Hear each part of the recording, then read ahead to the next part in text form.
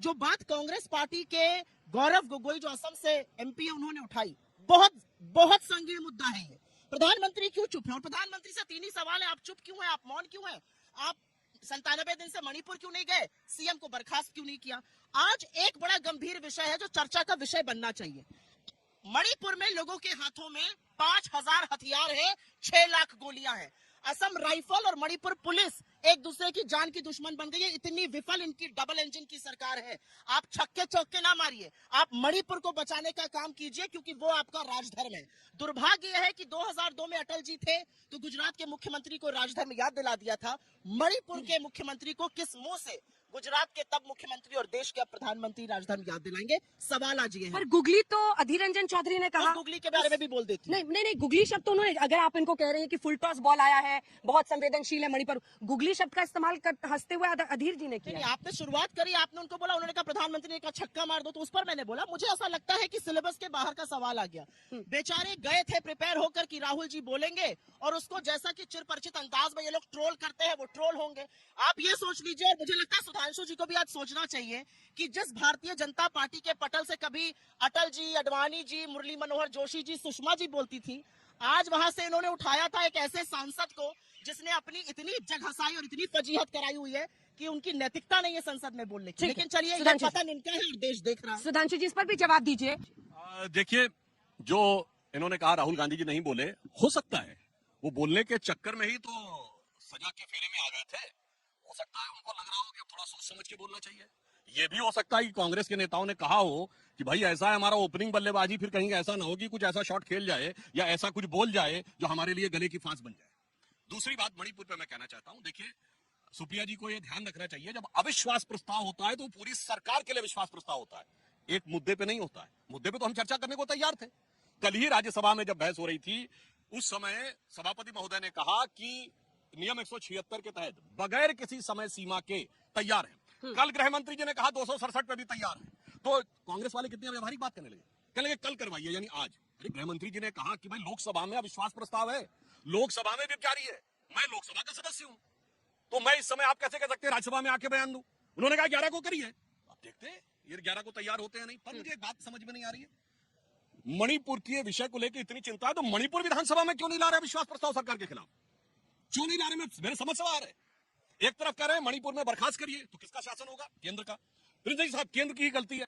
मैं सिंपल सी बात कह रहा हूं, यदि किसी देश प्रदेश की सरकार आपको लगती है कि विफल हो गई है, तो विपक्ष की जिम्मेदारी है कि विधानसभा में अविश्वास प्रस्ताव लाए। क्यों नहीं ला रहा है? क्योंकि उसे पता है कि मणिपुर की स्थिति क्या है, संवेदनशीलता क्या है, इसलिए इनका कोई नेता मणिपुर का बोलने को तैयार नहीं। अन्यथा मैं कहता हूं लाइए विधानसभा में भी दीजिए अविश्वास प्रस्ताव। इस पर एक जवाब स्पेसिफिक, विधानसभा में अविश्वास प्रस्ताव क्यों नहीं बीरेन्द्र सिंह के खिलाफ, यहाँ पर क्यों? क्या वहां पर आप भी समझ रहे हैं कि कितना संवेदनशील है और ये मौका आप 24 के लिए इस्तेमाल कर रहे हैं? आपको लगता है कि इस ऐसे संवेदनशील मुद्दे पर इतनी थेथराई की बात करी जाएगी और मैं कहूंगी हाँ वहां लाएंगे? आपकी डबल इंजन की तथाकथित सरकार है ना, उस डबल इंजन की सरकार में मणिपुर 3 महीने से जल रहा है और आप हाथ पर हाथ धरे मुंह में दही जमाए बैठे हैं। आपने 78 दिन बाद पहली बार मणिपुर का 36 सेकंड नाम तब लिया जब वो भयावह वीडियो सामने आया, अन्यथा आप उस पर कुछ नहीं करते। आपकी महिला आयोग हाथ पर हाथ धरी बैठी रही, आपकी महिला मंत्री चुप रही। असलियत यह है व्हाट अबाउटरी का टूल किट आपके प्रधानमंत्री ने बनाया। 356 एक अनुच्छेद है कॉन्स्टिट्यूशन में कि नहीं है, और वो क्या कहता है कि जब कोई राज्य सरकार अपना काम चलाने में विफल हो जाए और लॉ एंड ऑर्डर ध्वस्त हो जाए तो केंद्र शासन लग जाना चाहिए। आप हमारी बात मत सुनिए, आप विपक्ष की बात मत सुनिए। आपका एमएलए बोल रहा है ना कि राज्य प्रायोजित हिंसा हो रही है। आपका एक एमएलए तो इस बुरी तरह से उस हिंसा में घायल हुआ है कि लकवाग्रस्त पड़ा है। आपकी चुनी हुई राज्यपाल, आपकी लगाई हुई राज्यपाल कह रही है भयावह त्रास दिया, ऊपर वालों को बता दिया। किसी की मत सुनिए।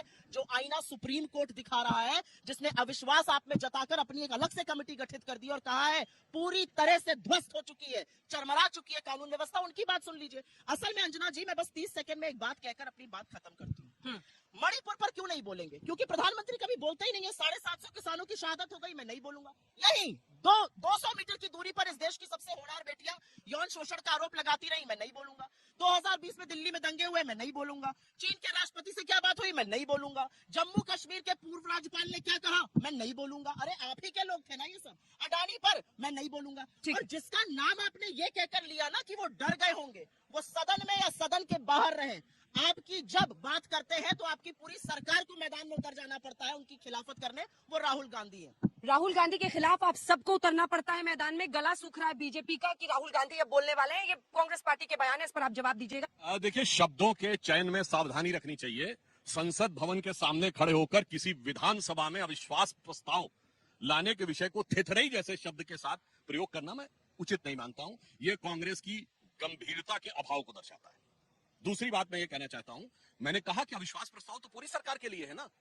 क्या इनको अविश्वास प्रस्ताव की परिभाषा नहीं पता है क्या? इसीलिए मैंने कहा यदि आपको मणिपुर स्पेसिफिक अविश्वास प्रस्ताव चाहिए तो मणिपुर विधानसभा में लाइए। आपने तो पूरी भारत सरकार के खिलाफ अविश्वास प्रस्ताव लिया है, तो भारत सरकार हर विषय पे जवाब देगी। अच्छा, जहां तक इन्होंने यह बात कही कि मणिपुर के किसी विधायक ने कहा, तो मैं याद दिलाना चाहता हूं, राजस्थान में तो आपकी विधायक ने कहा है, दिव्या मदेरणा ने, कि मैं सुरक्षित महसूस नहीं करती। और तो और राजस्थान में फ्लोर ऑफ द हाउस पे सरकार के मंत्री ने भ्रष्टाचार कहा है।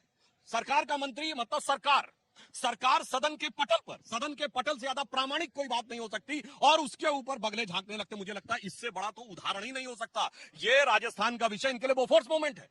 जैसे राजीव गांधी सरकार के कैबिनेट मिनिस्टर थे वीपी सिंह, जिन्होंने आरोप लगाया था भ्रष्टाचार का, वैसे ही इनकी सरकार के कैबिनेट मंत्री ने लगाया। तो भाई, जब संविधान के भवन के सामने खड़े तो जरा संवैधानिक विषय पे बात कर लीजिए, क्योंकि आपको पता है कि इन सारे विषयों पे बात करने के लिए आपके पास मुद्दे नहीं है। इसलिए आप लोग यत्र तत्र सर्वत्र घूमने का प्रयास कर रहे हैं। और इन्होंने एक बात चाइना की कही, तो मैं याद दिलाना चाहता हूं, इन लोगों के द्वारा वो अखबार जिसको लोग वेद वाक्य जनार्दनम मानते हैं, न्यूयॉर्क टाइम्स, उसने क्या लिखा है कि नेवाइल सिंघम जैसा व्यक्ति जिसने आकर उसको, वो न्यूज क्लिक जैसी एजेंसी, ये अमेरिका में इन्वेस्टिगेशन में आया है कि शंघाई टू शिकागो चाइना की कम्युनिस्ट पार्टी का प्रोपेगेंडा डिपार्टमेंट पीछे से उन लोगों को सपोर्ट कर रहा है जो भारत में भारत के खिलाफ दुष्प्रचार कर रहे हैं, और उसका सारा समर्थन उनके तमाम नेताओं ने किया था। उनके मैं नाम लेना चाहता हूं, इंक्लूडिंग सुप्रिया जी।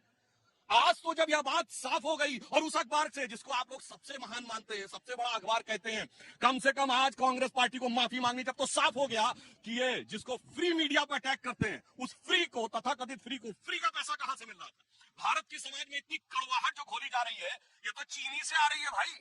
इसलिए मैं कहना चाहता हूं, अब तो साफ साफ आगे कम से कम कांग्रेस को माफी मांगनी चाहिए। और अब नहीं माफी मांगते हैं तो मैं साफ साफ देश की जनता से कहना चाहूंगा कि कहनी है एक बात मुझे इस देश के पहरेदारों से, संभल के रहना अपने घर में छिपे हुए गद्दारों से। इस पर एक जवाब